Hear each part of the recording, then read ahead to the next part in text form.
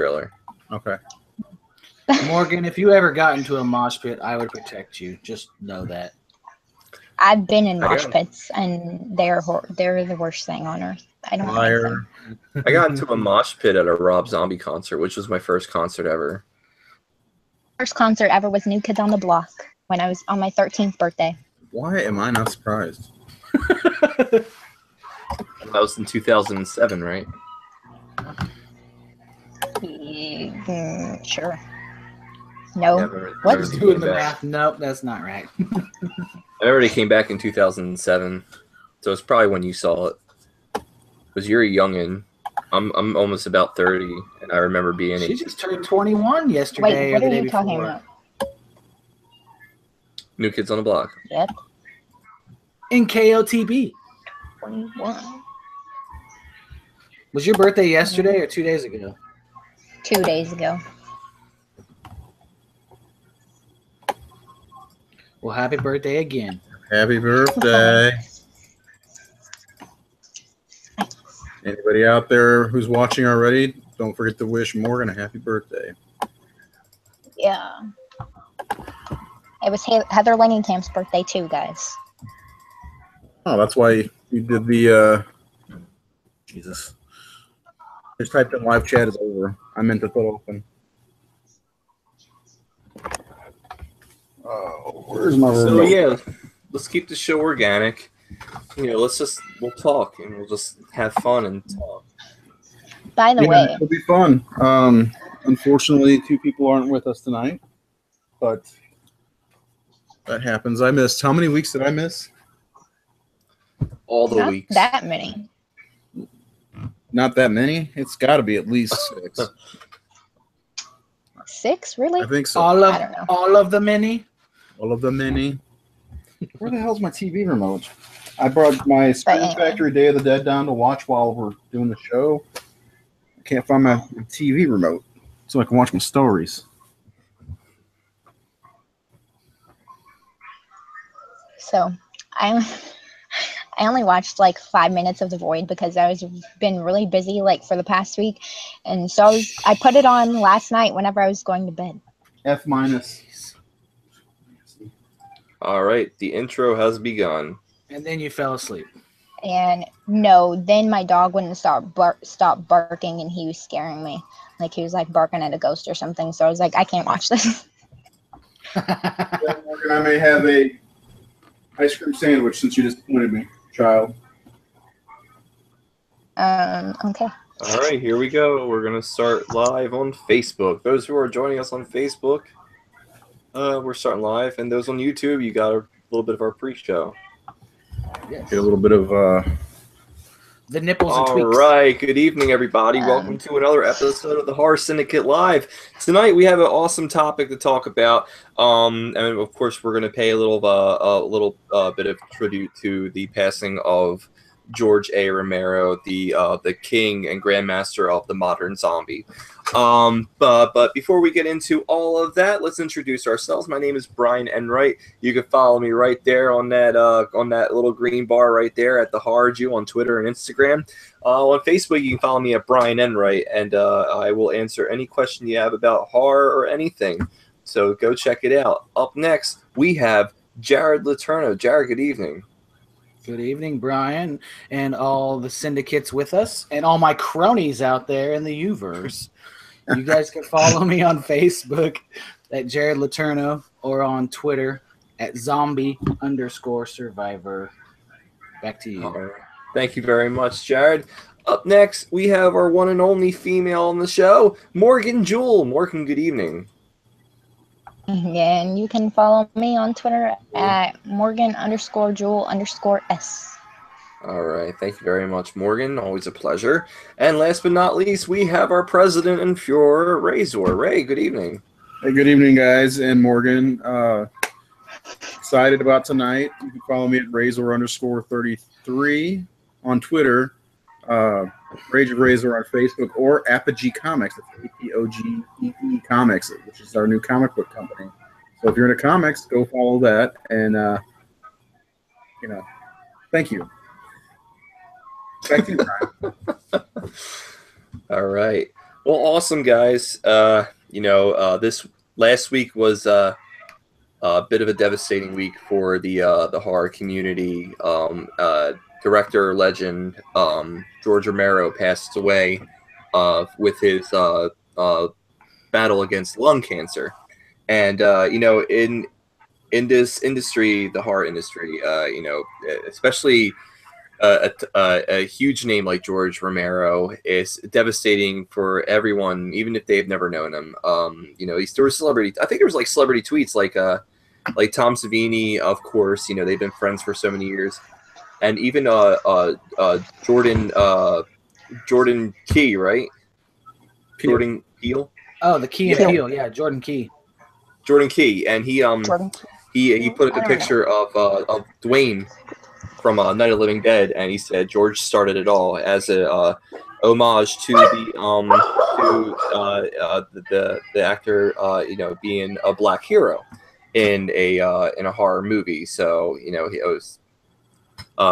was a tragic time to lose names such as George Romero. I remember when Wes Craven passed away, and it was a huge shocker to the horror world. This shit happens. Nothing is sacred. Our heroes are starting to go, and we're bringing in this new, all these new types of material, and one of them we'll be discussing later tonight. The alleged post horror, which a few websites. I know Gawker was what got everyone's attention here at the Syndicate.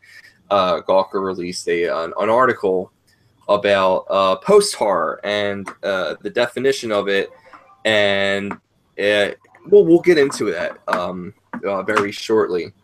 So, but yeah, how have you guys been hanging? I know that George Romero passed away. I know it's been very devastating. I never got to meet George Romero. That's unfortunate. I would have loved to meet him. I wrote him a letter when I was 13, and it was to ask him for an interview on the failed Resident Evil script that he had created, and then Paul W.S. Anderson, of course, was chosen by Sony Screen Gems and Capcom to direct the ever so intelligent Resident Evil saga. And unfortunately, that was the final product. But George Romero's script, it's available online. All you have to do is just Google George Romero Resident Evil script, and you get the whole script online.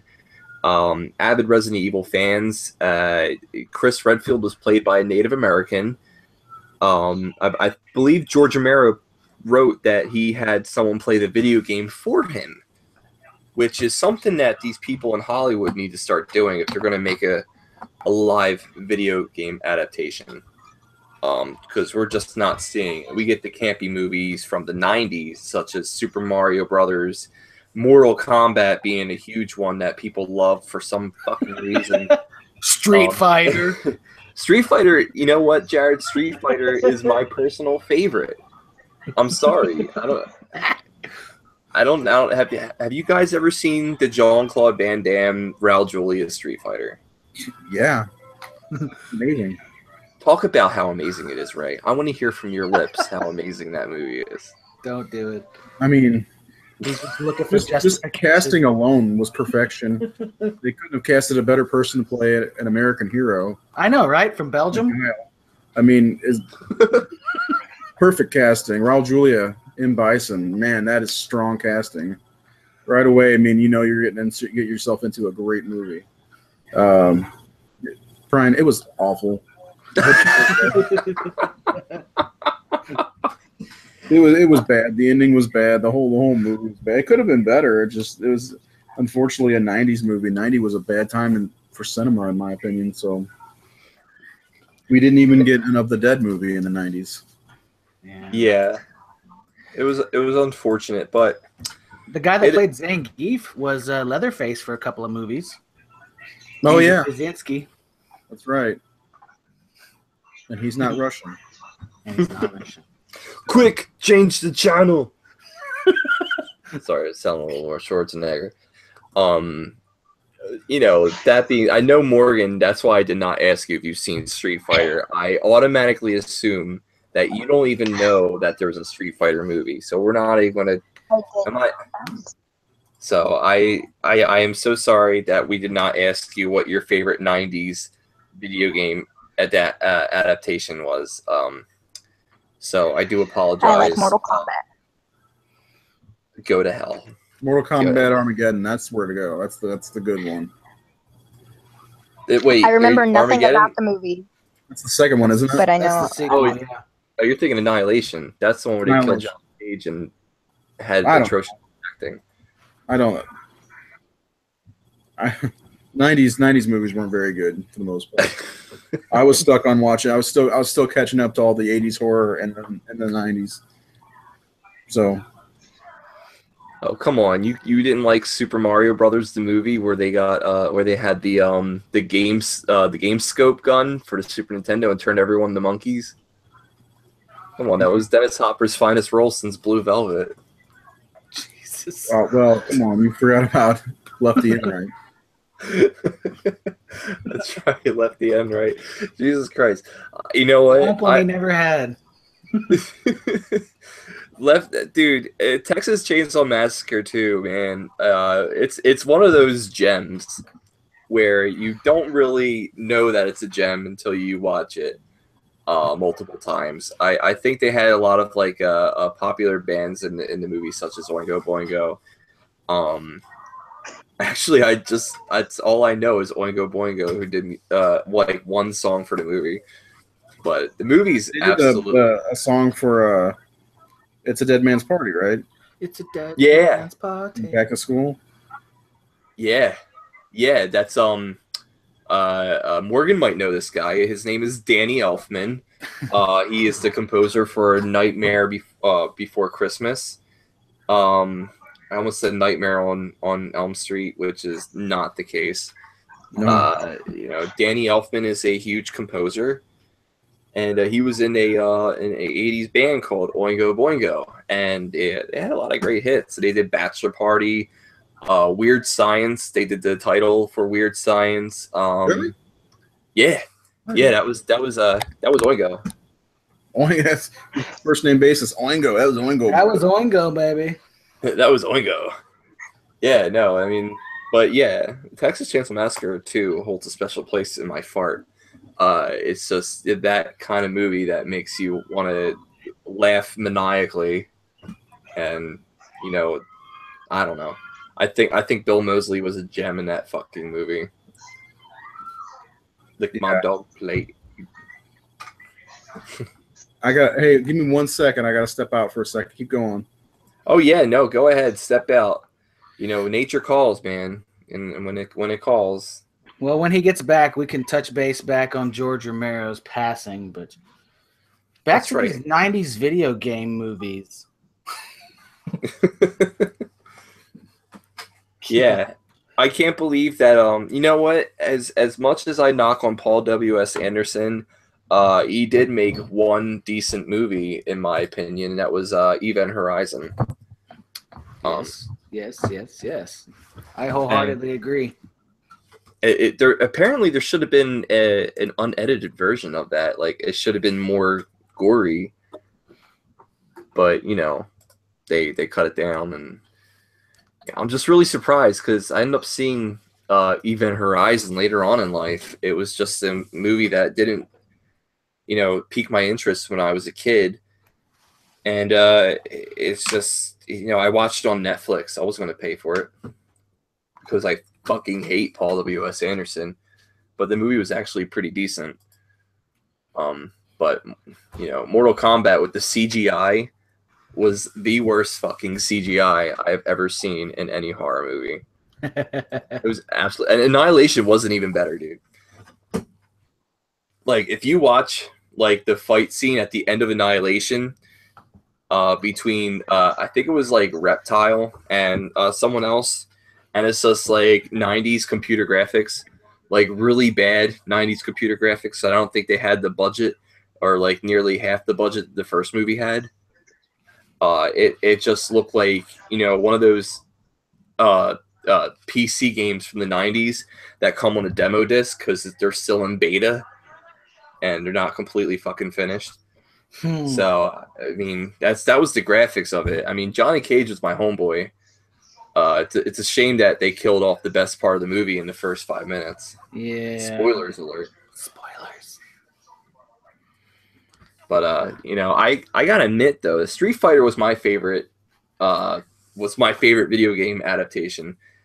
Only because of that one scene with Colonel Guile where he's like talking to the men. Hey, you know what I'm talking about, Jared. You know exactly what I'm talking about when he tells him he's going to go upriver and he's going to kick that son of a bitch Bison's ass so hard. So hot! Dude, and then Raul Julia had like the best fucking line in that movie.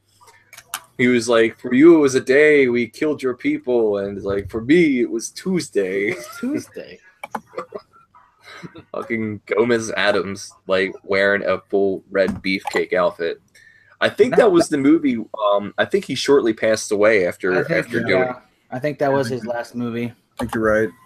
Because they have an end credits where Bison is like underneath like the rubbles of the computer room that got destroyed by the Street Fighter gang, led by Jean-Claude Van Damme, and his hand sticks out. And I think that was like a dedication to Raul Julia, like.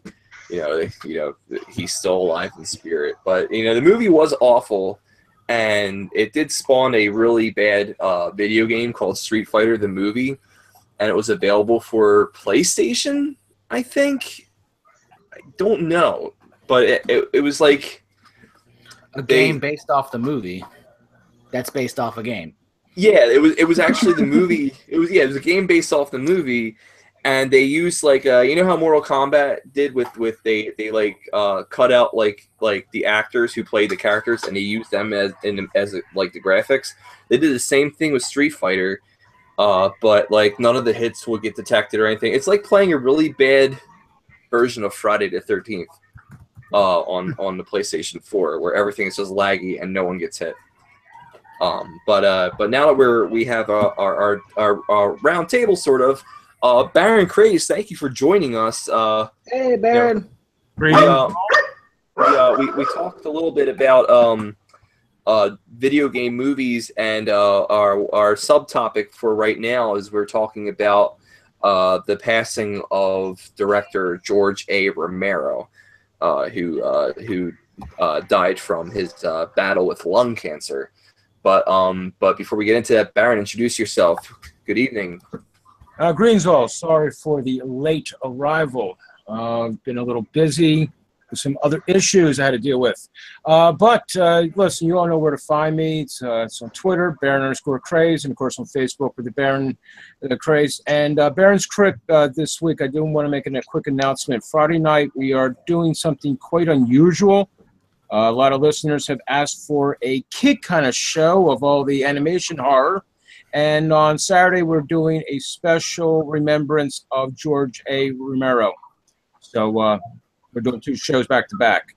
Otherwise, please, let's continue onward with our discussions here. All right. Well, speaking of which, we're going to part from the video game talk about it because I know Morgan's really interested in talking about it. We're gonna go back to talking about George Romero. The guy created Night of the Living Dead. The guy should have been a fucking billionaire, but the fact that he wasn't able to obtain the rights to Night of the Living Dead, I think we had a different title, Night of the Flesh Eaters or something like that. That's correct. That's right. And that was the whole reason why he couldn't get the rights for it. I mean, I don't remember the exact story, but it's public domain. You can watch Night of the Living Dead anywhere. Actually, you know what, Brian? I heard a rumor today.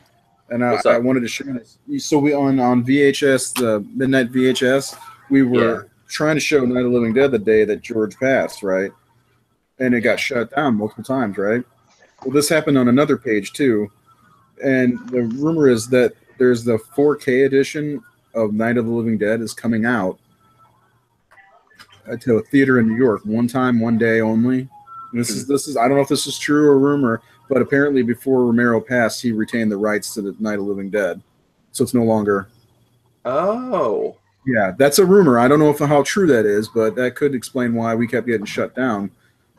Public domain, you can pretty much do whatever you want with, and if it's public domain, Facebook couldn't shut it down. So that's a rumor. I don't know how true it is. So gonna have to look out for that for sure. Well, now, I mean, think about all those years where he could have been benefiting off of Night of the Living Dead, instead of benefiting off just the meet and greets and like the Q&As and selling the idea and then doing Dawn of the Dead. I mean, Night of the Living Dead is just a monster of a movie, no pun intended, and it just did really well for itself. And it sucks that, you know, George and John Russo were not able to become like billionaires off of this final product. But they had problems between each other also. I think wasn't that part of the problem also? Yeah, no, they had a falling out after Night of the Living Dead. It was all had to do with the legal work. We had John Russo on a show when I used to do another radio show, and he talked all about it. And he talked about how Return of the Living Dead was actually supposed to be a voodoo zombie movie, but then Dan O'Bannon took over and made it into like this like punk rock zombie comedy. This punk rock amazing movie it became. Yes. Yeah, it's in Return of the Living Dead is like the most notorious zombie movie for they're gonna eat your brains. Like those are the brain eating zombies. It's like never heard it before until Return. Yeah, but it's weird because I think that's a popular thing about zombies is they eat your brains, because I think a lot of kids when I was growing up would always, you know, if we did anything with zombies, they would go straight for wanting to eat brains. So I think that like caught on pretty fast. Mm-hmm. I don't know. Yeah, no, and you're exactly right, because that's where it all came from. It was our generations, and you know, that brought the whole like they're gonna eat your brains to life, because Return of the Living Dead was such a huge mainstream zombie movie. I think HBO, that was an HBO movie, right? They first released it on HBO. I don't think it got a theatrical release, unless I'm wrong. That's a good question. I don't know. Baron, do you know? For what film? Return of the Living Dead. No, I don't believe it had a theatrical release. I believe it was on an HBO release. It is a very good movie. It's one of the few films that does have the running zombies, which also, by the way, do talk a little bit in the film. No one can forget the Guitar Man. Guitar Man is probably one of the most beloved ones of the group. I mean, he's beyond hideously looking. The eyes are bulging out of the skull. It's nice when someone does knock his damn skull off, but that's after he's munched on some brains. Let's face it, he enjoys himself. He has a great time with it all. It's always interesting where he actually comes from. It's always been the biggest content. Where is he coming from? I mean, the graveyard's next door.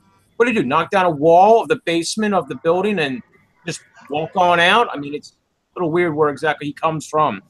Yeah, it's a good movie. Great soundtrack to it. A lot of people know I play the music for 45 Grave on the show. On my Baron's Crip a lot, but then again, 45 Grave has given me permission to play all their music, so hey, why not take advantage of it?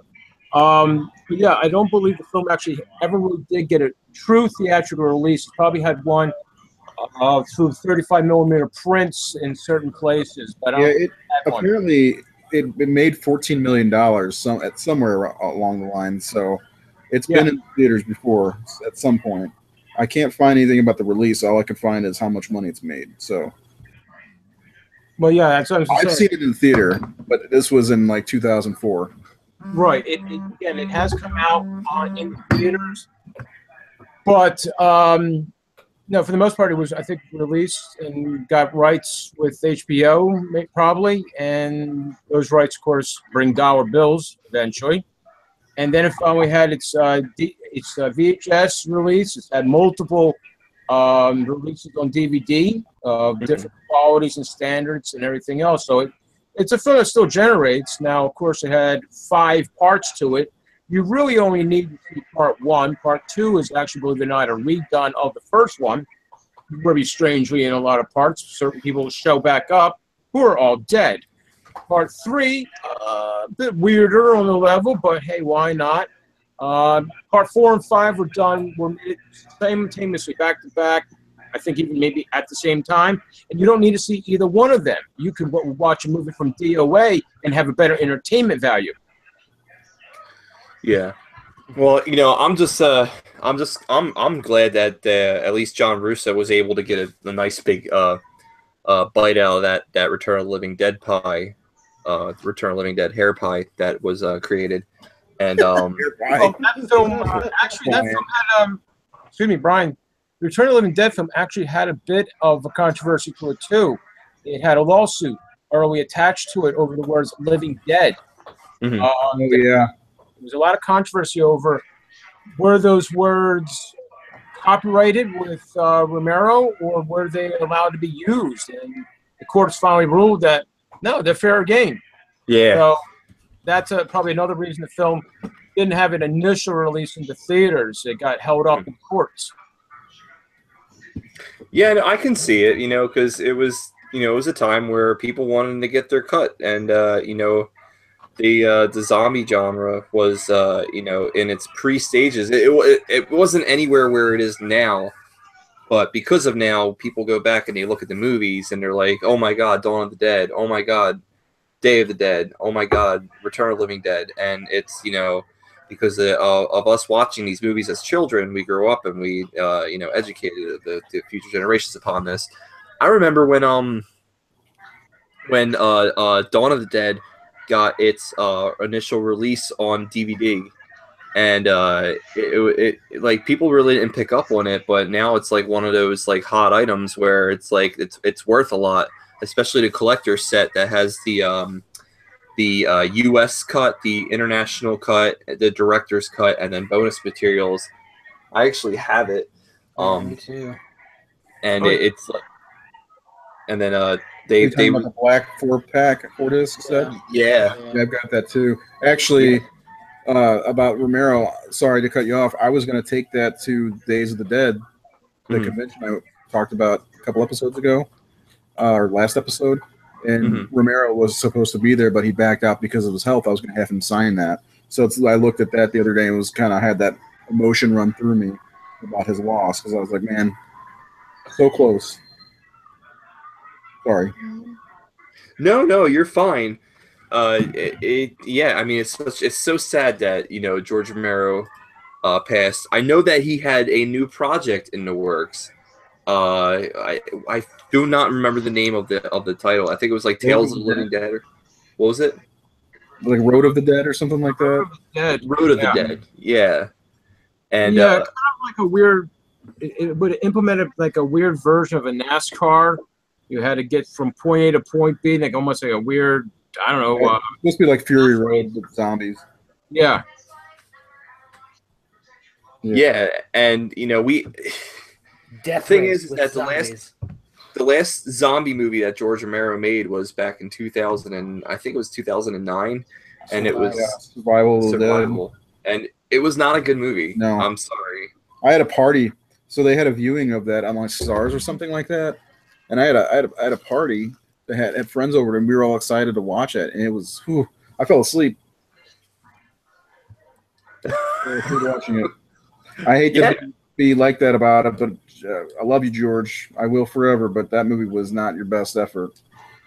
Well, it was like I think it was like he was trying to like do the zombies, but with like an old Welsh tale against property owners who had a feud, and then he mixed it. It was very Pride, Prejudice, and Zombies, but not as popular. But Diary of the Dead, looking back at Survival of the Dead, Diary of the Dead is like it's like Titanic compared to those movies. And I'm not saying that Diary of the Dead was a terrible movie, but it was it wasn't the best movie I've seen. But I did like the shaky cam first person angle of it. I think that was something that we needed in the zombie genre. Not a lot of movies have gone that route yet. Well, it was also This took is place before at the GoPro. outbreak too, basically.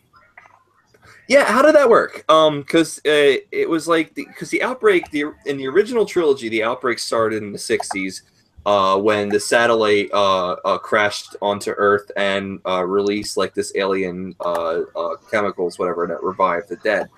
But then Diary of the Dead comes out. Is that supposed to be like a? I think it's a like different a retelling timeline. I feel like it may be like a remake. Not a remake, but like a new telling of the story. Got you. Yeah, if anybody else knows, let us know. It just, you know, I understood that aspect of it, that it was supposed to be like the beginning of the zombie epidemic, and which is cool and all. But I kind of wish that it would have picked up off of Land of the Dead, where Land of the Dead was the Night of the Living Dead apocalypse happened so many years ago, happened over 30 years ago, and we're Right, still. Dennis Hopper, don't forget. Yeah, Dennis Hopper is in it. You know, Dennis Baby wants to fuck Dennis Hopper. He's in it. You know, Argento's in it too. yeah, Asia Argento is in it, and John Leguizamo, the Sean, dude who was in that TV show. Simon Pegg and Edgar Wright are in it. They are As are in it. zombies. Yeah, and they you know, the one scene that got me in that movie was the shadow of the hand, and then the one zombie grabs one part of the hand, the other one grabs it, and they just rip it down the middle. That was like the like the most cringiest part of the movie for me. Even still thinking about it. Did you see it in the theater by chance? What's up? Did you get to see it in the theater? I saw it twice in the theater. It was cool to. Yeah. My first memory of seeing it in the theater is when it opens, the camera is like panning across this town, and it gets to a sign that says "Eats," which is, to me, it was hilarious, and everybody in the crowd laughed because it didn't pan down on the zombies. You know, "Eats" and the zombie. I don't know why, but everybody got a good laugh out of that part. That was one of my first memories of that movie, seeing it in the theater with a large crowd. You know, it was the time, you know, Land of the Dead came out relative to the same weekend that Batman Begins came out, and Batman Begins was obviously the favorite movie that weekend. But this was huge for horror fans, especially adolescent horror fans during that time, because the youth have not seen a George Romero zombie movie. I mean, the last generation who saw were people who were alive during 1985, and they got to see Day of the Dead. And the fact that George Romero came back with a big budget, a Hollywood big budget, to do Land of the Dead, and it was so talked about. You read it in Fangoria, you read it in Rue Morgue, and yeah, as a young horror fan, I had to see it twice. I didn't give a shit about Batman Begins. Fuck Batman. Yeah, I did a double bill and saw them both in the same day. You rebel. Yeah, I saw Land of the Dead and then Batman Begins. Got you. You know, guys, I'm a huge Batman fan, of course. Oh, yeah. You know, not to change subjects real quick, but we've all talked about like the first horror movie we saw, but I think like a good topic to talk about would be like the first horror movie we saw in theaters. Yeah, we should talk about that. Made me think of that, but anyway, yeah. What was yours, Morgan? What was it? Was it Scream? Were you one? Yes. She saw Paranormal Activity 3 when she was 7 years old. Okay.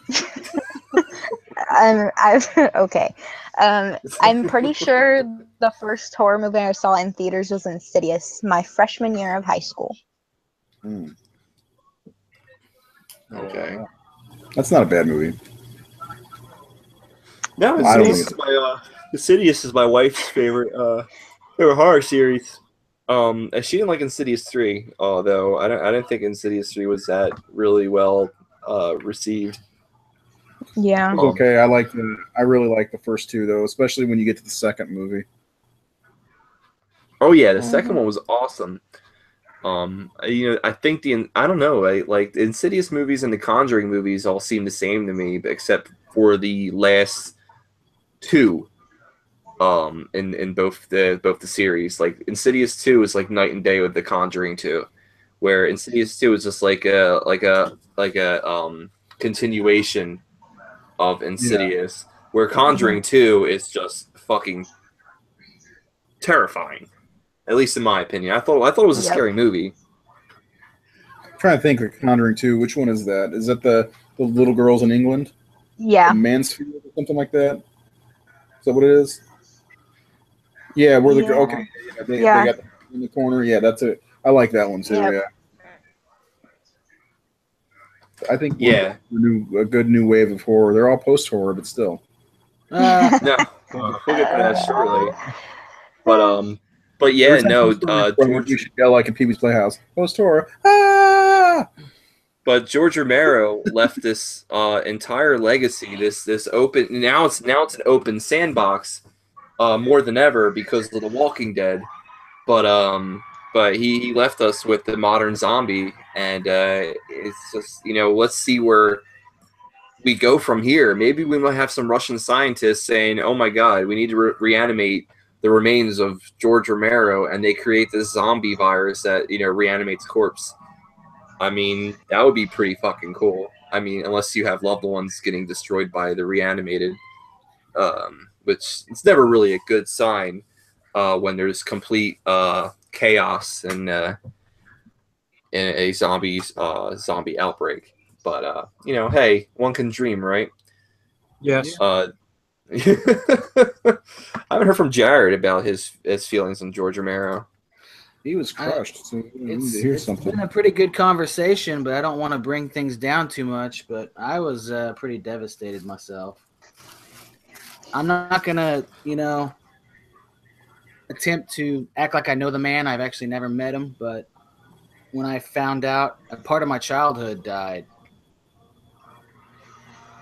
Honestly, and I mean, talking Brian and Ray and I in our chat group, like Night of the Living Dead was the first horror movie that I bought with my own money. Like, hey, you're a kid, you get your own fucking money. What are you gonna do with it? I'm gonna buy Night of the Living Dead on VHS, and I still own it somewhere. But just the impact that he had, like it has given me the footprint, so to speak, to become the horror fan and the horror enthusiast that I am today. And I honestly, the only other person I think would be John Carpenter, and I'd probably just put myself in the fetal position and never come out into daylight again. I'm with you on that one, dude. Yeah, I know. I was gonna say Brian's probably with you on that. My two horror icons, now 3 have passed. The next one for me would be Robert Englund. Oh boy. God. That would kill me. Yeah. But like Wes Craven, Romero, Yes. and Christopher Lee were my 3 big, and Robert, of course, which I don't even think about that, but it hit me, and when I found out he died, I just kind of sat there. I was on my phone looking. I was like, face palm, like son of a bitch. I had a feeling, and I told my brother-in-law, we talk a lot about horror at work all the time, and I told him when he was canceled for Days of the Dead, I was like, I hope he's going to be okay.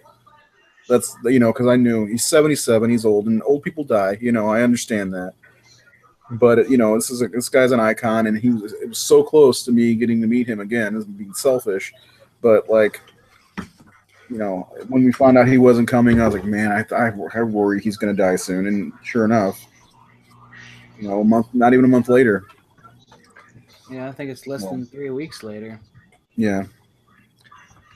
And I heard he was such like one of the greatest people to talk to too. Everyone in the industry seemed to love him. It's just it sucks because I've been to several different conventions where he was there.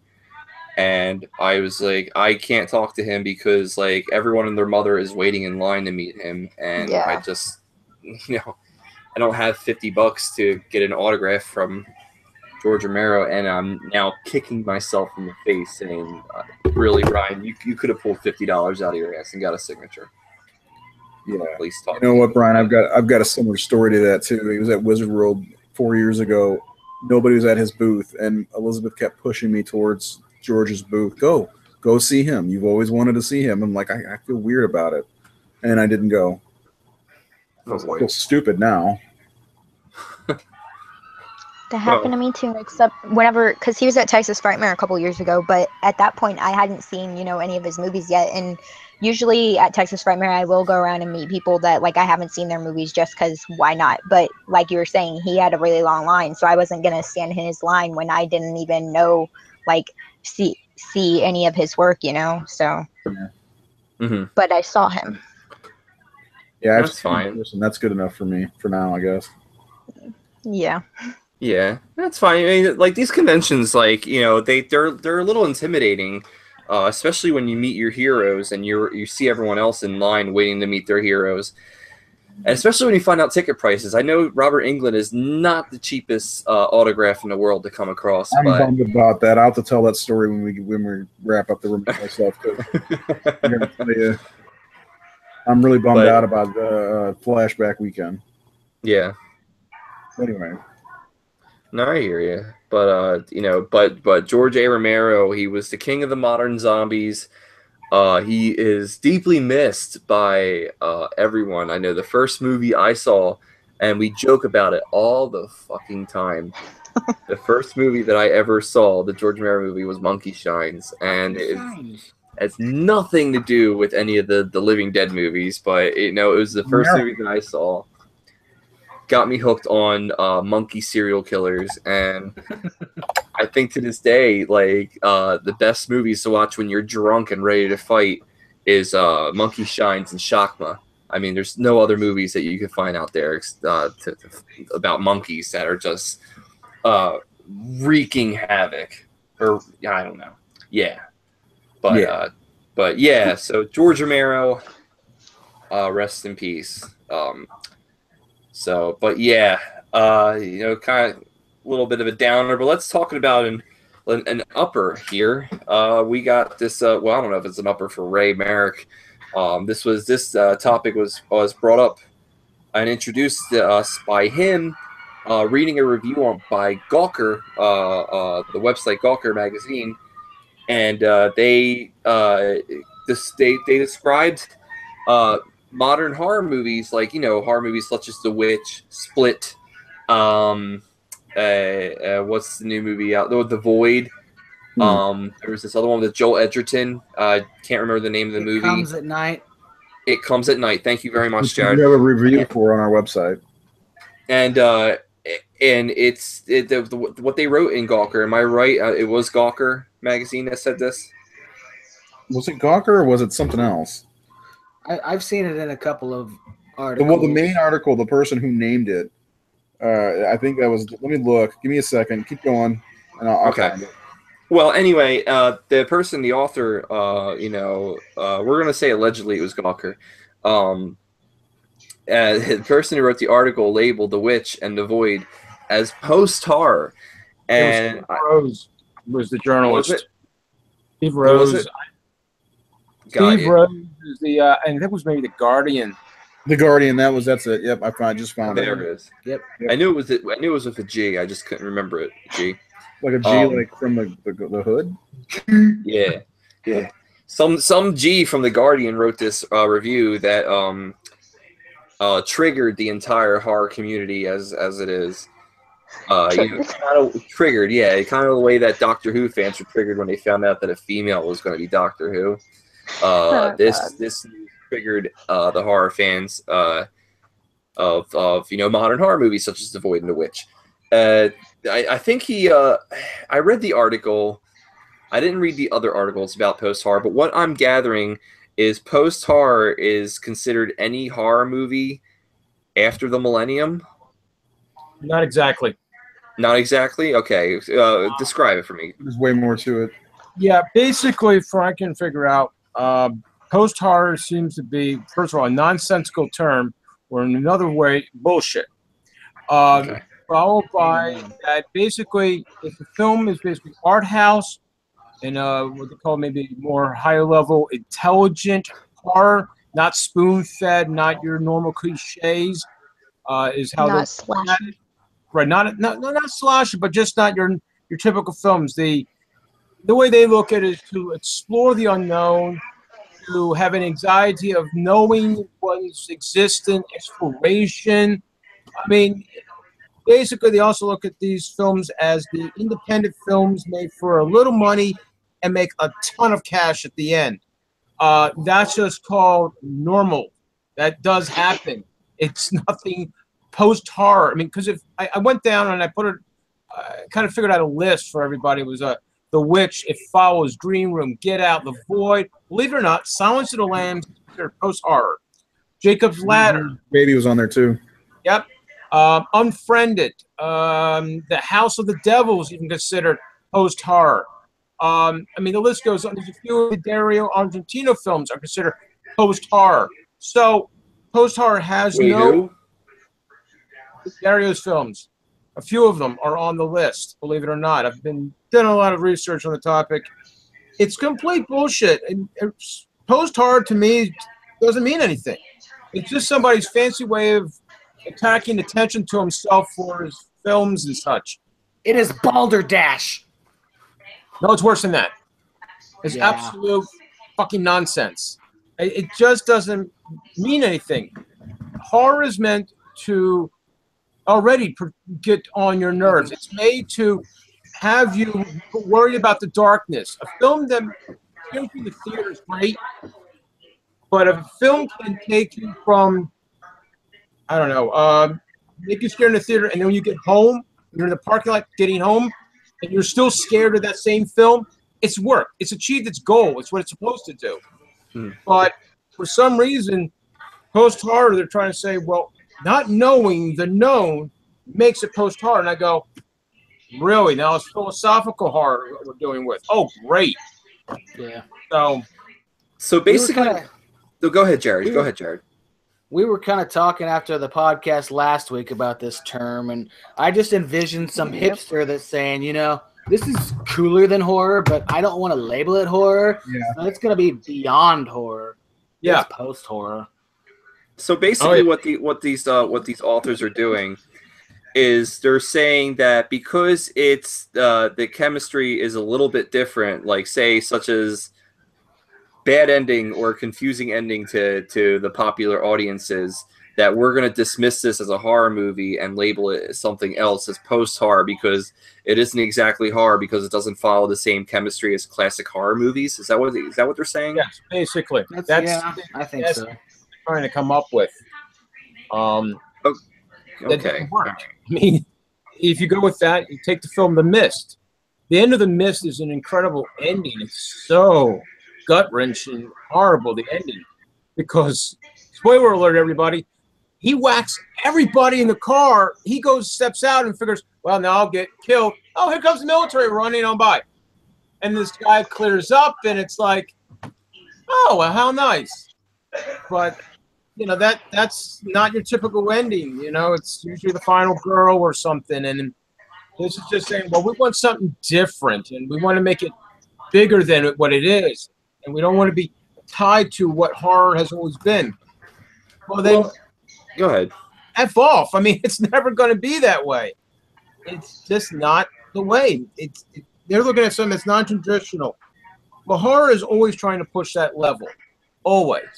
And it will continue to always do that. And that's why horror fans like it. It's not the same thing. And we do have cliches. We do have the normal things and slashes and stuff. But it's always a little bit different. And sometimes you want just, you know, a popcorn kind of movie where you just turn your brain off and just go, oh, this is nice. Look, this guy's killing everyone. I wish I could do that in my workplace. Look, I kill everybody. So basically, what's happening is it's just like Silence of the Lambs over again, where you know, it was the first horror movie to win Best Picture, Best Actor, Best Supporting Actor, Best Actress, Best Director, and because it was a horror movie, they tried dismissing it as thriller, which basically is, as our Uncle Ray Zilla puts it kindly, horror light. It's basically a horror movie with dramatic elements. You know, these thriller. But you have this happening all over again. You have these really great horror movies that are coming out, and you have some guy writing a review. Well, it's not exactly horror; it's kind of post-horror, and they're using the term to describe a movie that they don't want to believe is an actual horror movie because it doesn't fit their criteria. Yeah. Jesus Christ, I fucking hate hipsters, dude. Like, that's exactly what it is. Like, they make poor choices in diets. They vape all the time, which speaks 1,000 words about them. Jared vapes, but I'm not going to say anything bad. He's a different typer. He's a different way. It's just different. Go ahead. But yeah, I mean, I feel like that people will say anything they can to get a rise out of people, and that's all that this is. And I saw that a few other movies were involved as well, such as the Autopsy of Jane Doe. Yeah. It wasn't a bad movie. It was the beginning and middle was really good, and then the ending it just kind of lost me. I just couldn't keep up with it. But I heard that's been labeled as a post horror as well because it doesn't follow the same classic chemistry that horror movies have done. But you look back and you see movies like The Thing, where The Thing it didn't have your happy ending. It had a very unsettling ending, and to this day, people argue it. What's that? And ambiguous. Yeah, as well. Yeah, that's a good word. And the same thing with The Void. The Void had so many elements. It was like The Void was like The Thing meets Hellraiser meets fucking. It turned into like a cerebral sci-fi movie at the very end. But Yeah. the first With a nice homage to The Beyond at the end. Yeah. yes. Yeah, and it had that unsettled ending, and that was from Astron 6. And you look at these movies like The Void and the other movies that have been done by Astron 6, including The Editor, which had comedic elements to it. It was a comedic giallo.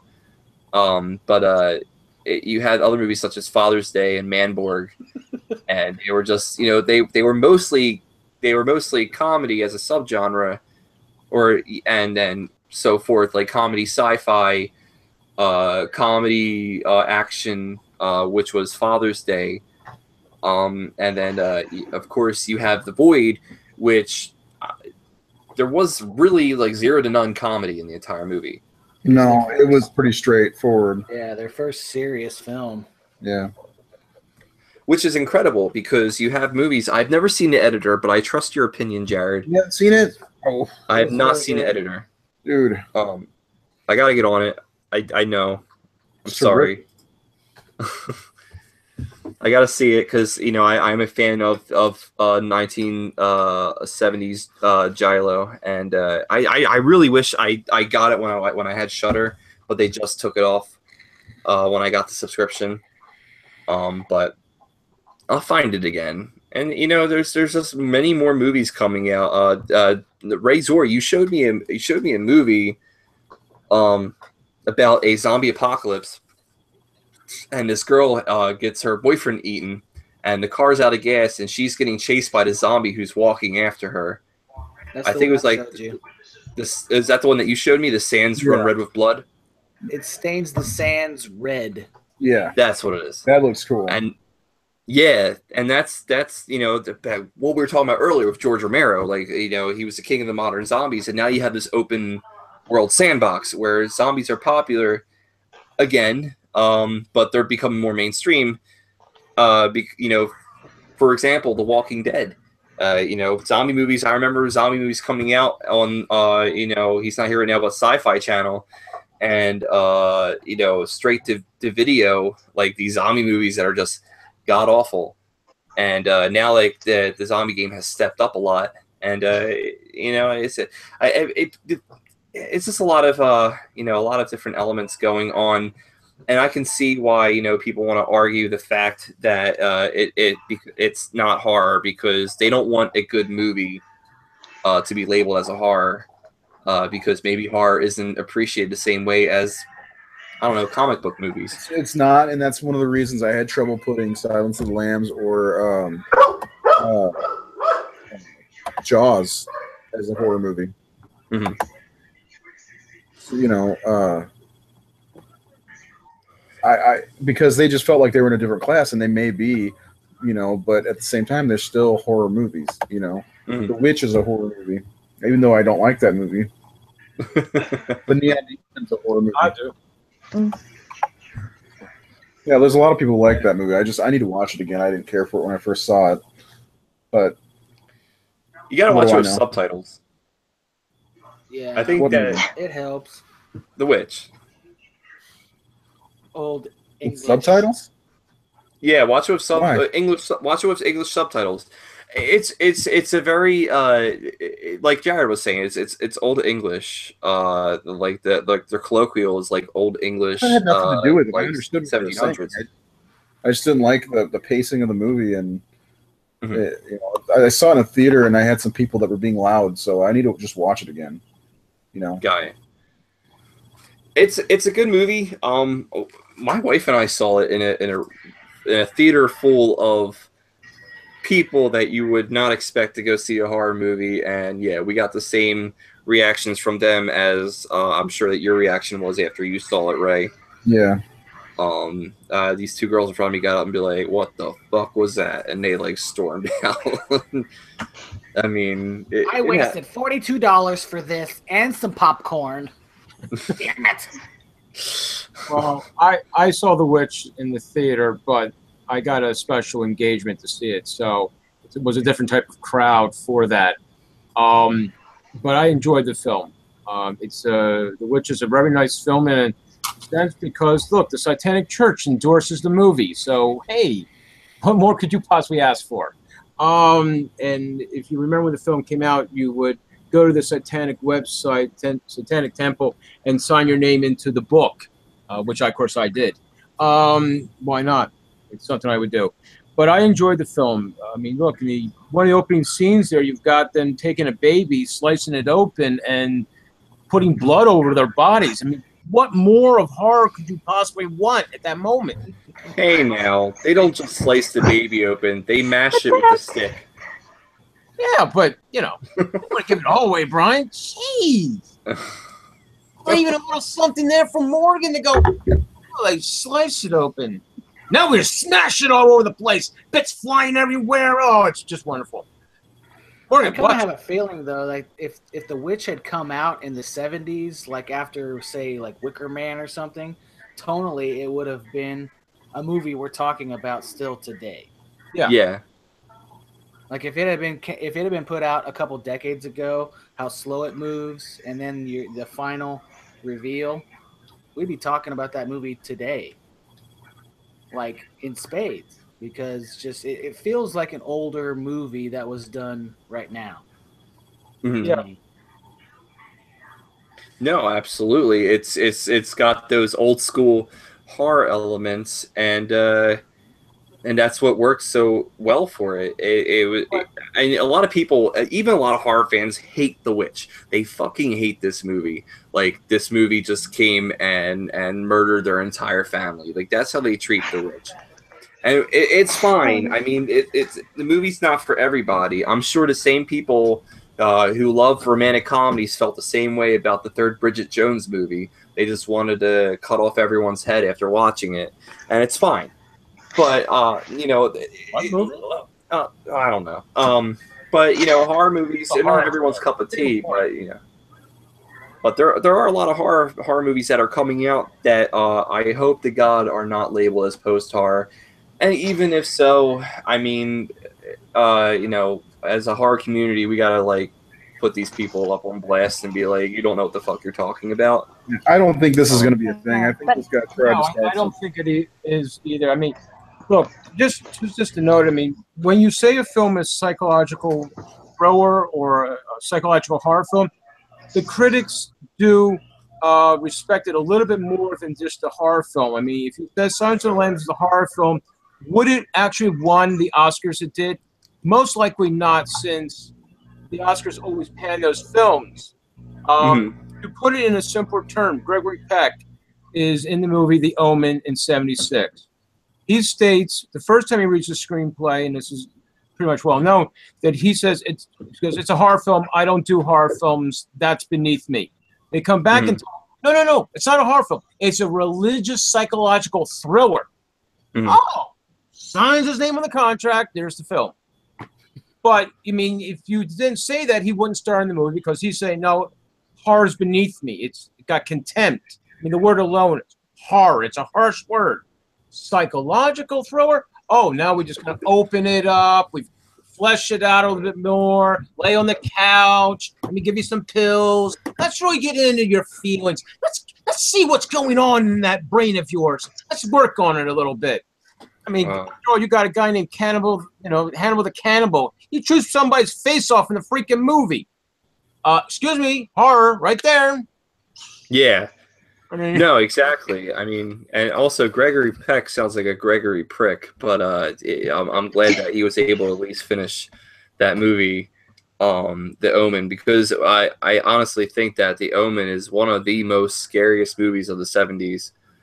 And that goes for being a parent, but I'm sure that if the guy who was working for The Guardian saw The Omen now, he would be like, "Oh, that is a retro postmodern horror." He may have or named that whatever. What he? But it's weird because like if post horror was a thing, I feel like it wouldn't be its own genre. It'd basically just be like a subgenre of horror, not like the way people who think it's a thing like describe it. You know what I mean? You know what I'm saying? No, I absolutely agree. I mean, like the word horror is in it. Yeah. It's not going anywhere. But I mean, from what I was gathering with the people who have wrote these reviews, is they're trying to branch off from it being labeled horror, and they're trying to call it post horror for a reason to branch away from the horror movies, because it doesn't follow the classic chemistry that horror movies have been using since the beginning of time. And it just a movie isn't a horror movie. A movie shouldn't be labeled a horror movie for how many jump scares it has in a theater full of people. Yeah, it's like that's not the intention. You can have all the jump scares in the world, your movie will still be shit, like the Paranormal Activity movies. If it doesn't scare you, it doesn't. It's not. Yeah, like a jump scare is a cheap laugh.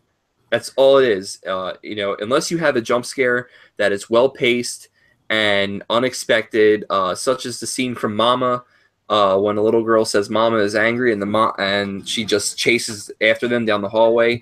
Like that's a jump scare that we could use. Not Paranormal Activity, where oh my god, the baby flew out of the fucking cradle and there's a banging on the door.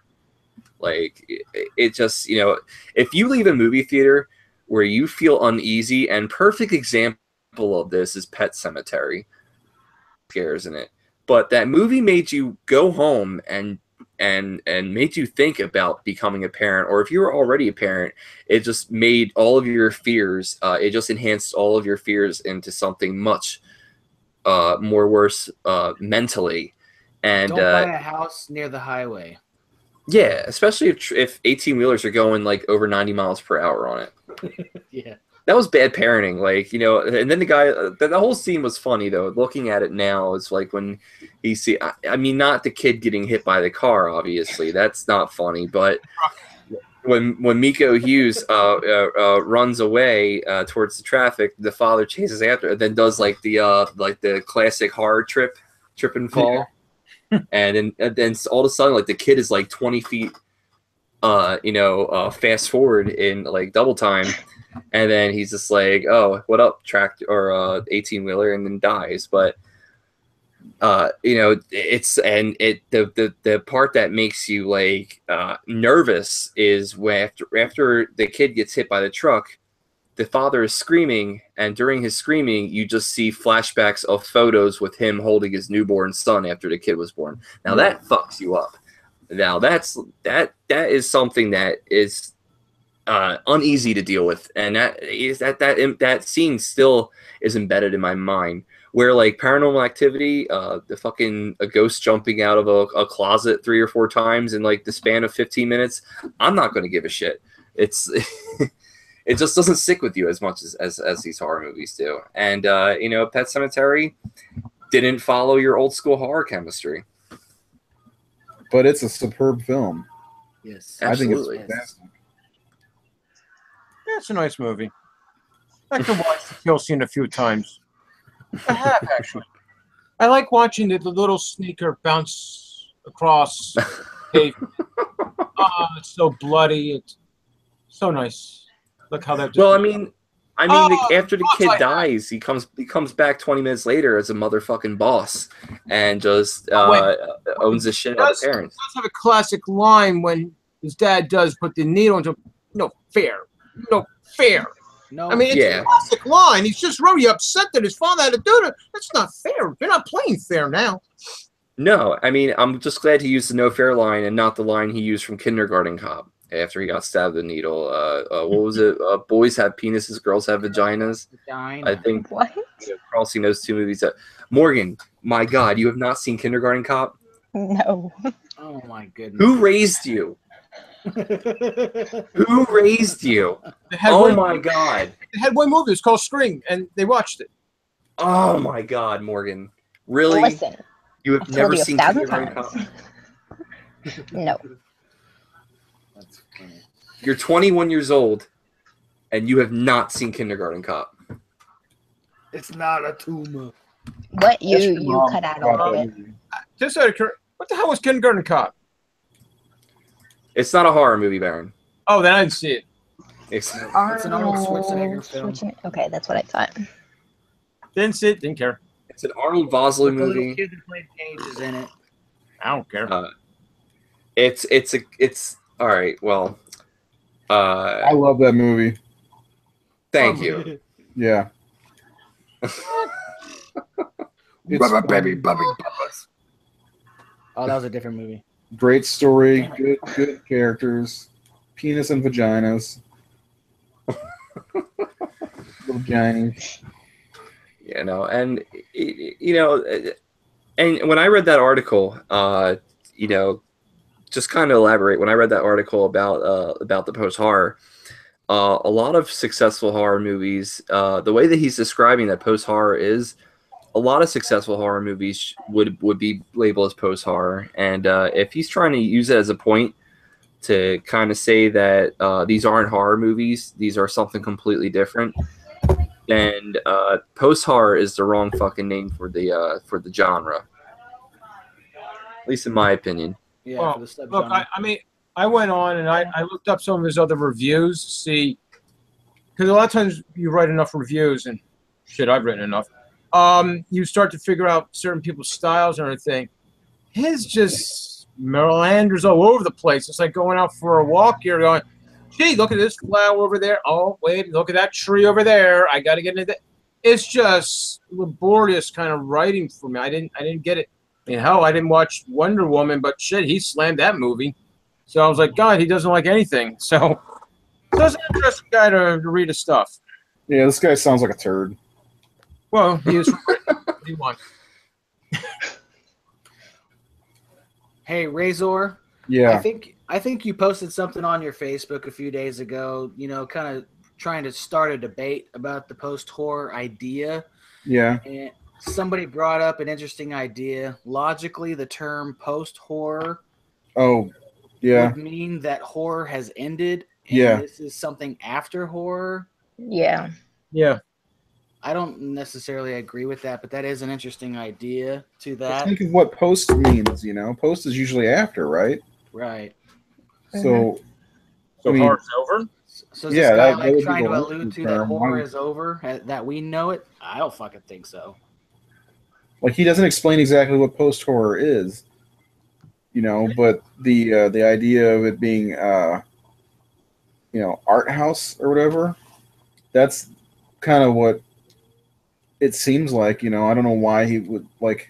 I don't understand the term post horror. I guess I understand what he's trying to say. It just that the term itself makes no sense to me, because that's something my brother-in-law. Whenever that term came out, my brother-in-law and I were talking about it all day at work, and like that was the number one problem with the term. They could have come up with a better term than post horror, because it like it makes it feel like horror is over.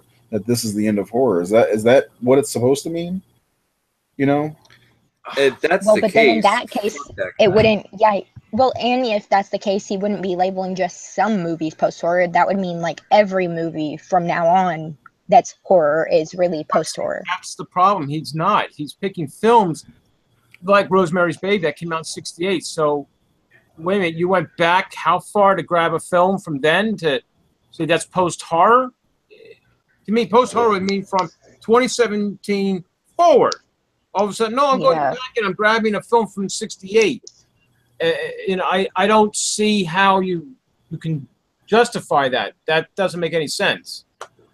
It doesn't. I agree. And that's where if that's his preference, to say, well, now we're in the post-horror atmosphere, fine. But you're going back and grabbing films from long ago, so I don't get this. These are the kind of people I love to just lock in a room and say, here, we're going to watch Zombie first, and then Cannibal Holocaust. And then we're going to watch them again and again and again and again. And then we're going to kill you. These are the kind of people that see the movie Devil Wears Prada and assume that it's a I don't know. What? It's a devil, isn't it? I don't know. Fuck this guy. Well, yeah, I mean, it's like the people say Love Witch is a horror film. Not really. Sorry. Oh, you saw Love Witch? How was it? The colors and everything really remind me of a Bava film. There's a lot of elements in there that are really cool. I mean, the person who made the film, she made all she did everything. She made every costume. She made everything. But just because a film has the title "Witch" in it does not make it a horror film. It's a thriller, if anything. Now, was this like one of those like campy Eurotrash films that they're trying to like copy off of? Maybe a little. Like, early 70s or 60s, 70s exploitation Eurotrash. Yeah. Now the film would have worked if they just didn't do one thing in it. Well, maybe really two. Show no modern cars and didn't use a cell phone. You would have swore the film was a lost film from late 60s, early 70s kind of era there. You would have sworn the movie fit into it. And that would have been great. That would have been like, wow, look, it's really like a lost treasure. And that would have really probably gotten more people. But when they introduced you saw the cell phone and things like, the location was great. The all the atmosphere they put into it, all the design, that was great. I'm not giving anything away on that. But the film is not a horror film. Just because you used the term witch in your title does not make it horror. It's like saying, hey, there's a ghost in the film. And or the ghost movie with Patrick Swayze or thing. It's not a horror film, folks. Is Ghost Data horror with Bill Cosby? Yeah, it is. So it's like saying that. And just because you use a term like that into your movie does not make it horror.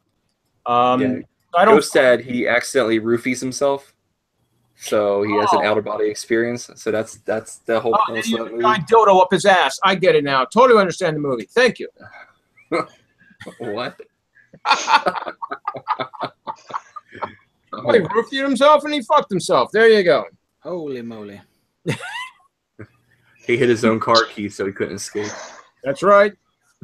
Oh Lord. Well, you're 21 now, Morgan. You can deal with it. You have to start dealing with the language and the images. See, this is like the best age, Morgan, because now you're of age to go to like these like the film viewings where you can drink in the theater and get really obnoxious with everybody. Now you're considered an adult. I don't know about your 21st birthday, but I don't really remember mine. But that's just me. But I do remember all the cool stuff I was able to go to afterwards. Like I was able to go see Rocky Horror Picture Show live. I was able to go like the screen. You couldn't go to that? Listen, man. All right. Let me tell you. There's Rocky Horror Picture Show is a 21 and over show. Most of the time, wherever you, most of the places you go to, not there.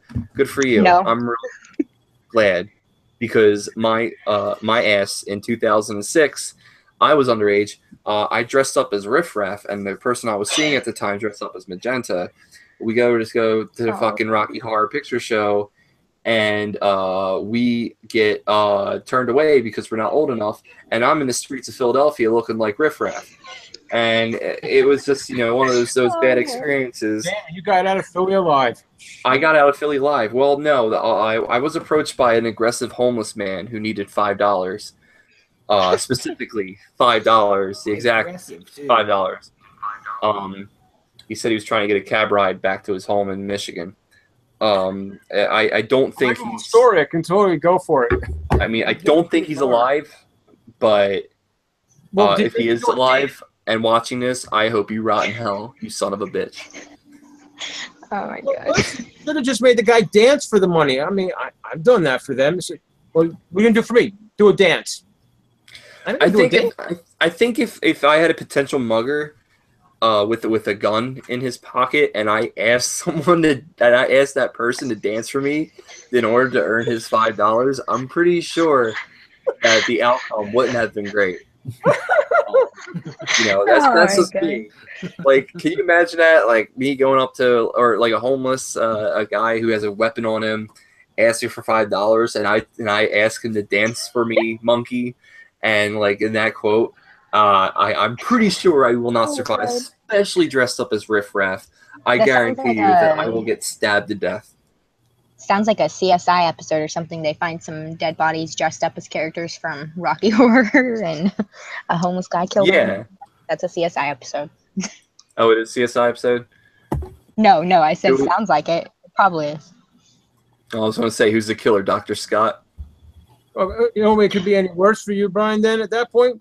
That you die under the sun, it says monkey shines above it. Dude, if I were to die, the worst thing that could happen is they make a movie about my life that's a post-horror. Oh my god. Done. Okay, now we know what to do for you. Thanks. It has been started. Jesus Christ. But sorry to go off. Post-horror Go ahead. Right story. It's gonna be a horror anthology. Yeah. And whatever the anthology is, can you please end it with the a remake of the final segment in the trilogy of terror, the one with Karen Black? Can you actually have like me in a treasure chest with a spear and in like tidy whities running around chasing who can I use for example? Trying to get Meryl Streep. I would love to chase around Meryl Streep in tidy whities in the spear. We may have a hard time getting Meryl Streep. Could you go for Kim Myers? That might be rough. Nightmare on Elm Street 2. She was she looks just like Meryl Streep. Budget concern is what I'm concerned about here, Brian. I'm concerned about the budget too, but if I'm gonna die and get respected the proper getting your corpse probably would be easier than getting Meryl Streep. Definitely want Meryl Streep though. If I cannot get Meryl Streep, I will settle for Barbara Streisand. Okay. What if we just get a really good Meryl Streep mask for somebody to wear? That would be horrifying, and I would want to wear the mask. To find a Meryl Streep mask. Make this a scary movie. Go ahead, Brian. We're gonna get the mask of Meryl Streep and put it on a monkey and let it run around and chase it. Dude, that's like all of my sexual fantasies and all of my fears combined at once. Thank you, Baron. We have such sights to show you. Yeah. Here is this raging baboon wearing a Meryl Streep mask, chasing me around with only one goal in mind, and that is my death. That is the hottest thing I could ever imagine in my lifetime. Thank you so much, guys. Now I hope I planted this vision in all of your minds. Oh, all of you will not be able to go to sleep tonight. That made my day. But yeah, well, no, Ray, does it have to be a now you have an idea for your. What, Morgan? You were talking about wanting to make a movie. Now you have the plot to it. I mean, there you go. I've got it played out in my head already. I'm just saying, if you're gonna do something right, you gotta do it the right way. We need to find a good monkey trainer first. Yes. Wait, for the monkey or Meryl Streep? Well, both, sure. I'm kidding. Meryl Streep is a great actress, and I know I have a lot of people who could possibly, if they were watching this episode, that were huge Meryl Streep fans. I'm pretty sure they would be completely upset with me. Nah. Not really. If anybody's a Meryl Streep fan, tell us now, and we'll act like we care. I'm telling you, there is a Meryl Streep fan base. I know there is, but I don't know that they live in New York. She's only been in one horror movie that I know of. I don't even know What's that, Baron? Look, if they know you, they'll just kind of assume this is how your brain always works. We're just bringing it out in Yeah. the post-horror world that we now live in. I'm already 2 days ahead of everybody. Like it's raining here in Brian's mind. It's raining It's blood. raining great ideas. It's Yes, raining it is. monkeys. Got it. It is, All right. like I'm serious. Yeah. So, but postmodern or post horror. Jesus Christ. Postmodern.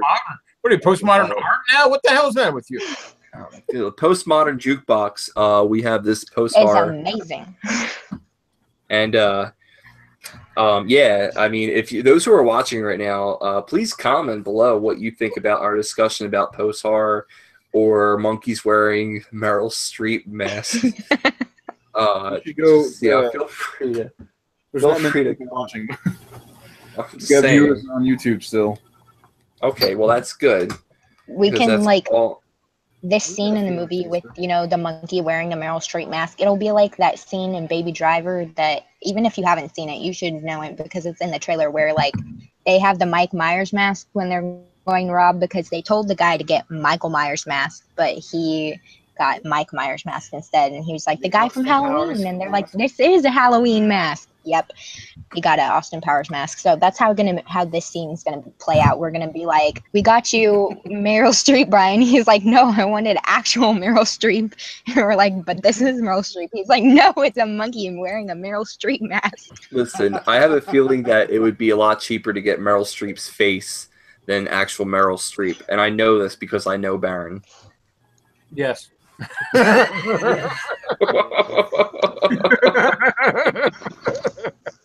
I have no problem with this.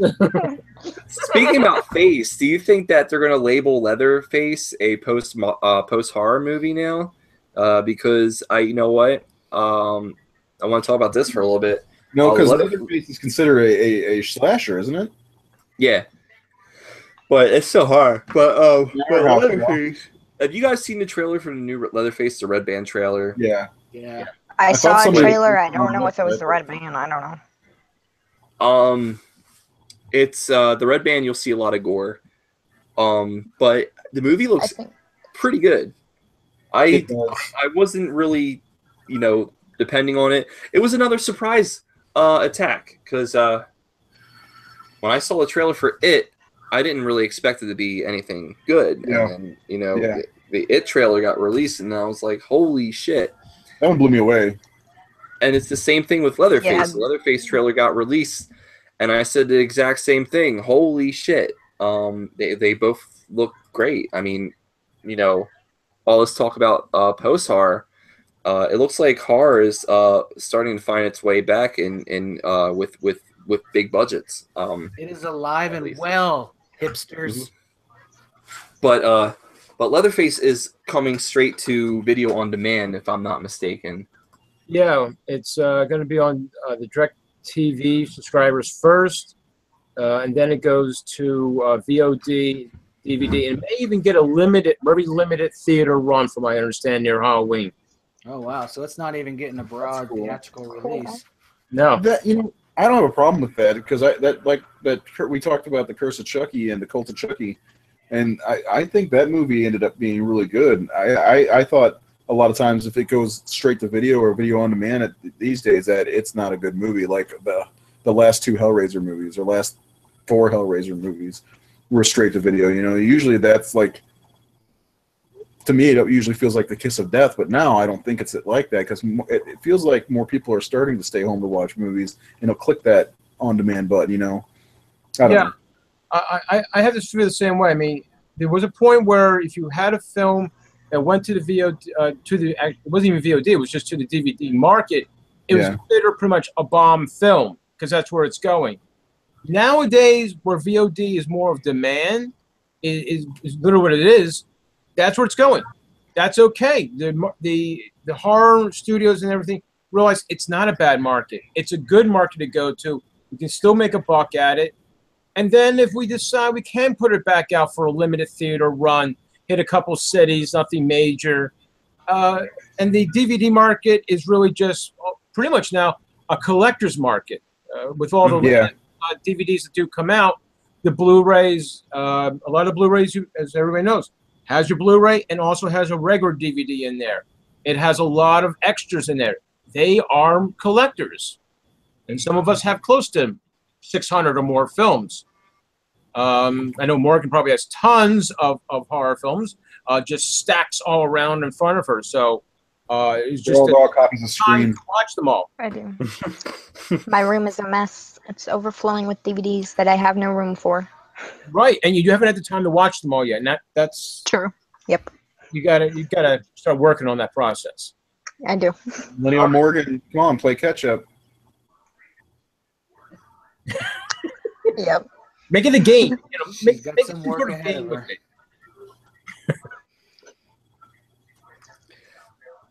All right. Yeah, Morgan, we put you on the spot. I don't know what's happening. What am I supposed to be saying? This is interesting. Just trying to figure out how many. Did we want to say a few things about the void tonight before we get too long-winded in the tooth? Long-winded in the tooth. Wait a minute. What happened? We're all turning into werewolves now? What happened? Yes. Yeah. Why not? Okay. Isn't that a Ray Zilla term? Long in the tooth, not long-winded in the tooth. Yeah, I don't know how you would know. Isn't that like saying you're old or something? Yeah. Yeah. Is there anything else we want to say about post-horror? I think it's going to disappear. I think I hope so. I think that once I get another explanation from the original author, if he's talking about kind of like a subgenre, or if he's talking about a genre that exists only because horror is no longer an existing genre. I definitely want to hear more about it. Potential discussion he wants. I have no clue. But as far as I'm concerned, it's horror, and it's horror is no different than comic books. The fans are out there. The people are willing to spend tons of money, especially the fans. And kind of what you guys were going back on real quick with the direct release, the video on demand. It's because of the horror community that the video on demand sales are skyrocketing for independent horror movies. And you don't need a big theatrical release anymore. You just need to get your movie on the VOD and promote it. And there's so many tools you can use to promote it for free. Facebook, YouTube. I wonder on the flip side of this. Sorry, Brian, to cut you off. No, go ahead. But I wanted to get this thought out. I wonder if why theatrical releases could be part of the reason of the death of some of these horror movies.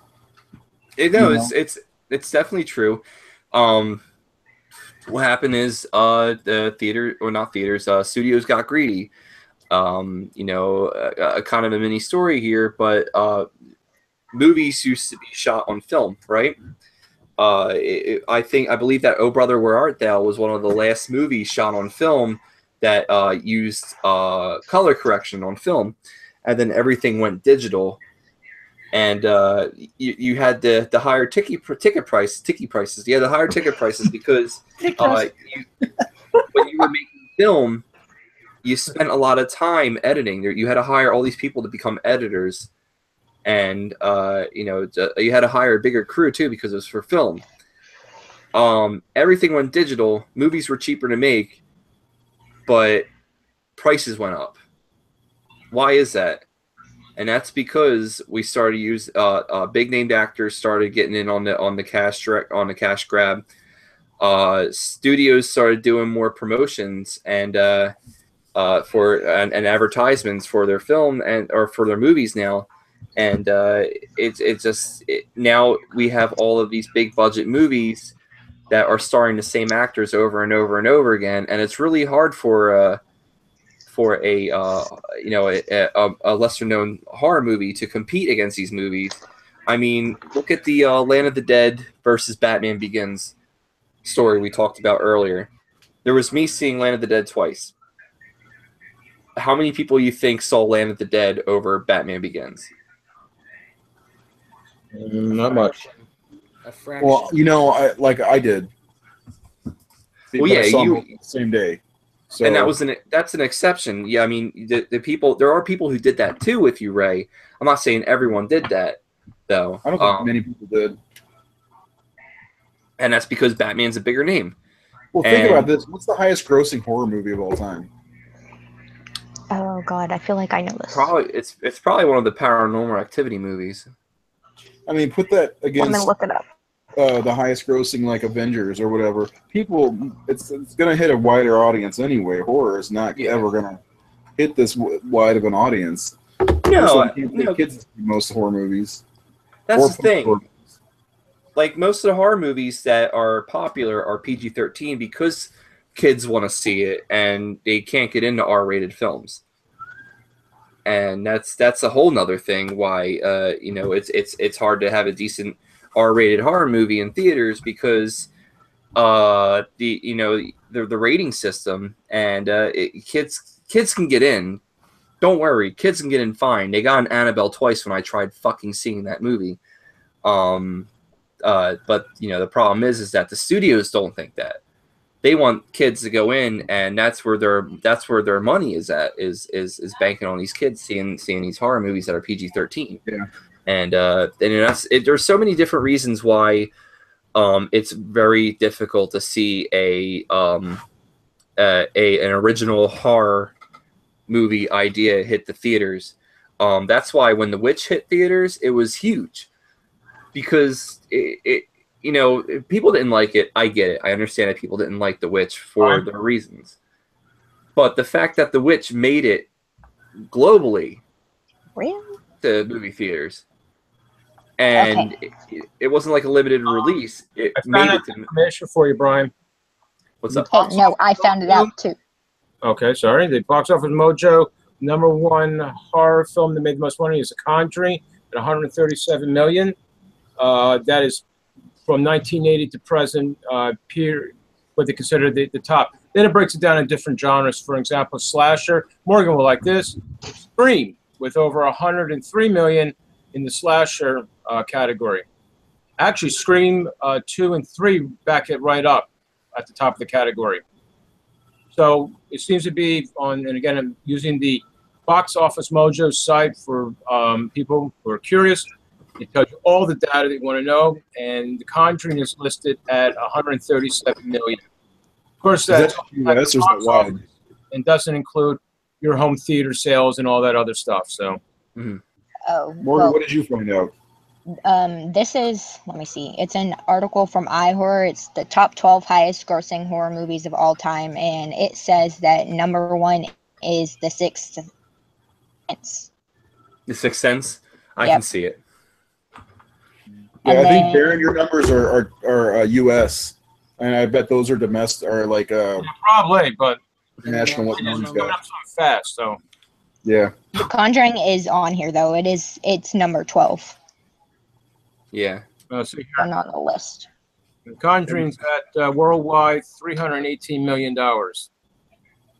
See, now compare that to the Avengers. The Avengers made like $1.5 billion or something ridiculous like that. Yeah, but look at the hope that we have for horror in the theaters.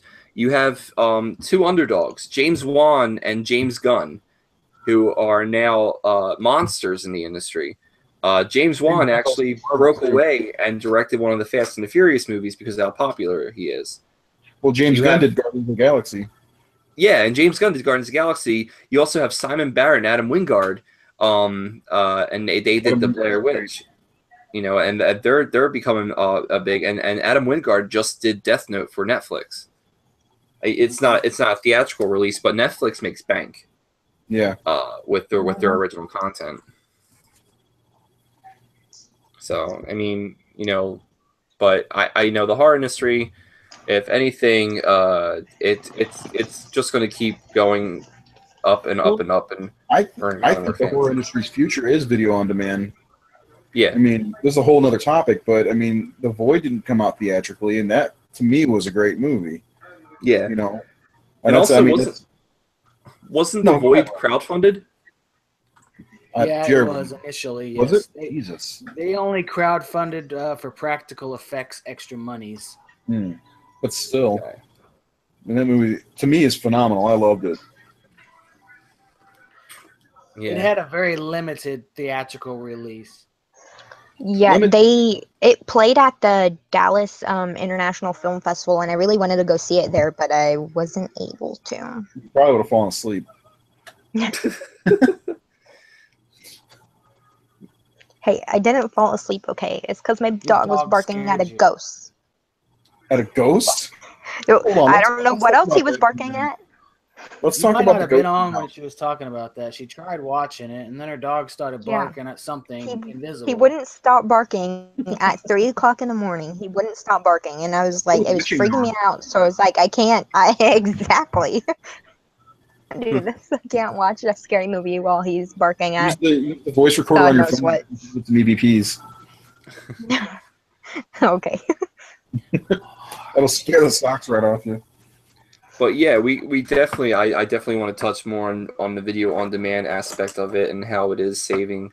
And I'm sure Rayzilla has a lot to comment on that too, because that's kind of right up his alley. I mean, not video on demand exactly, but they sci-fi, made movies kind of like a similar way. They were putting it out on TV, but still, Yeah.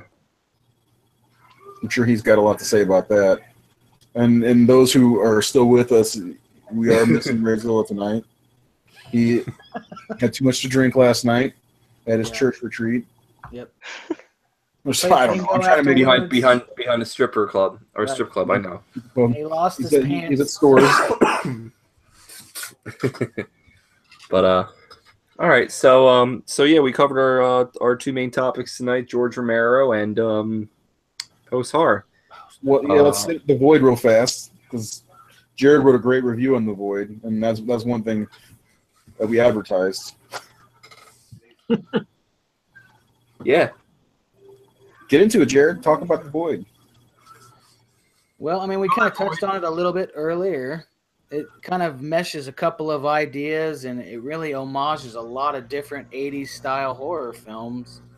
Immediately, you get the John Carpenter's The Thing aspect because they're all holed up in the hospital and these Morgan, you haven't seen it yet, but things start happening and nobody can trust anybody. So you have that whole vibe going on. Well, But and then there's that thing type monster in the hospital. Yes. Yes. That right there was screaming John Carpenter. Even the tone of the movie, the first half of the movie or so. Mm-hmm. Go ahead, Jared. Sorry. I'll watch Rose Eaton. It's Watching Day of the Dead, just so you guys know. I've noticed there's a huge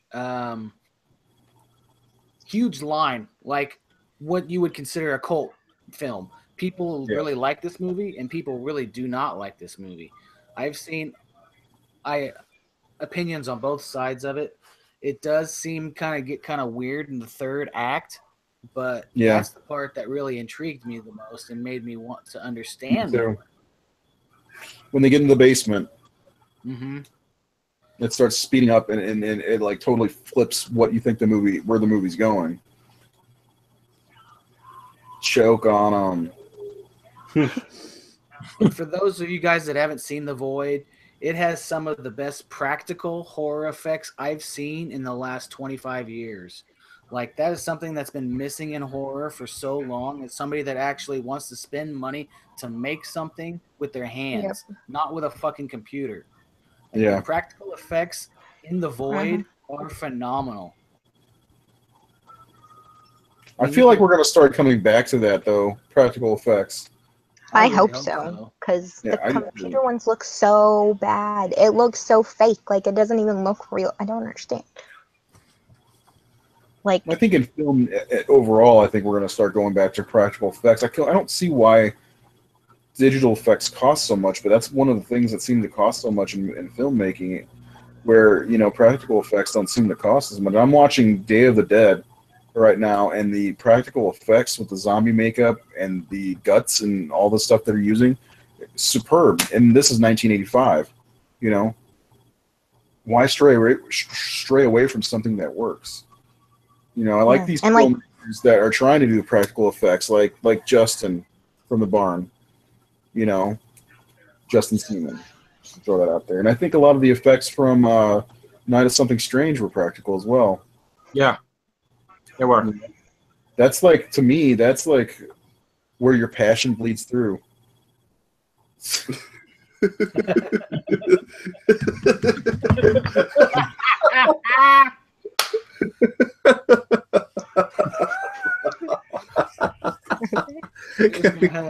Have a cute little laugh about that. Sorry. Can we please end the show on that point? If you haven't seen The Void, watch it on Netflix. The Void is fantastic. It's a mind trip. It's got so many great horror elements. What would they say? We got some Fulci, we got some Carpenter, we got some Cronenberg, maybe even. Am I missing somebody? I feel like I'm missing somebody. Some H.P. Lovecraft. Clive Barker, H.P. Lovecraft. Yeah, definitely. Some Rob Zombie. God, I hope not. No way. Hellbilly Deluxe. Yeah, Morgan, you need to watch it. Brian, did you get the chance to watch it? I will. Dude, I've watched it twice. Once when I was sleeping, and the other time when I was awake. Cheers. It was amazing. You both watched times. the screener we got. Yes. Yeah, the night I watched it the first time, I watched it the other night again. The first time I watched it, I told Jared, and he's like, "Yeah, you gotta watch this. It's great." He sends me the link to the screen. I start watching. He's like, "Fuck it, I'm gonna watch it again too." And that was like his third time watching it, I think. It was. Yeah. So, Baron, did you like it? The first time I watched it, I don't know, I got muddled in the third act with it. I started to get a little frustrated with the film and where it was pacing itself. But I decided to go back and watch it again and really kind of dedicate myself to the time to watch it. And through the second time, I really got into a serious, the Lovecraft kind of things came through really well. A lot of elements like that really started to surface to the top. So I really then enjoyed the film. I've now seen it about, I think, 3 times. Yeah. So to write a review about it takes a little time because you don't want to give away any spoilers because there's certain elements that we want to talk about in the review. And I didn't read Jared's review yet. But there's probably some parts where I think, Jared, you may go a help here. You want to talk about, but yet if you start to give a little on that, it gives away something later on. So you have to be a delicate game of where you describe things for the film. Yep. My review was fairly spoiler-free. Okay. That's what we try to strive for, and except if it's the DOA films. Then I just tell you what the hell the film's about, so you don't have to watch those. Just add the scripts from now on, just so we can put PDF files of the scripts on. DOA. All right. But, yeah. Anyway, Brian, are you ready to wrap this up? We had a bunch of stuff to talk about tonight. Post horror, George Romero, and of course, last but not least, The Void, which Jared wrote an awesome review on it on our website, thehorrorsyndicate.com.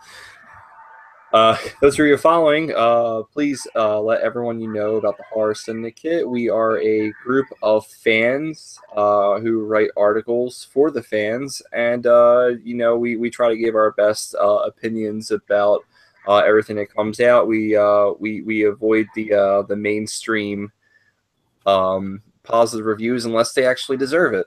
But you can always depend on us here at the Horror Syndicate. My name is Brian Enright. You can follow me on Facebook at Brian Enright, or on Twitter at The Horror Jew, or Instagram at The Horror Jew. Up next, we have Baron Craze. Baron. Yes, you can, of course, stalk me on Twitter under Baron_Craze, or continue the stalking on Facebook under Baron Craze, or really just get into completely just, pestering the shit out of me at the Baron's Crypt, also found on Facebook. Back to you, Brian. Thank you very much, Barry. Up next, we have Jared Letourneau. Jared. You guys can follow me on Facebook at Jared Letourneau, or if you want to follow me on Twitter, zombie_survivor. I want to leave one little anecdote. I'm not doing a bloody streaming roulette this week because I am screening an early preview of a zombie apocalypse film Brian was talking about earlier called It Stains the Sands Red. Nice. Yeah, get after it. You should expect an article next Tuesday. The film comes out theatrically next Friday on the 28th. Back to you, Thank you Brian. very much, Jared. Looking forward to that review. Morgan, you're up next.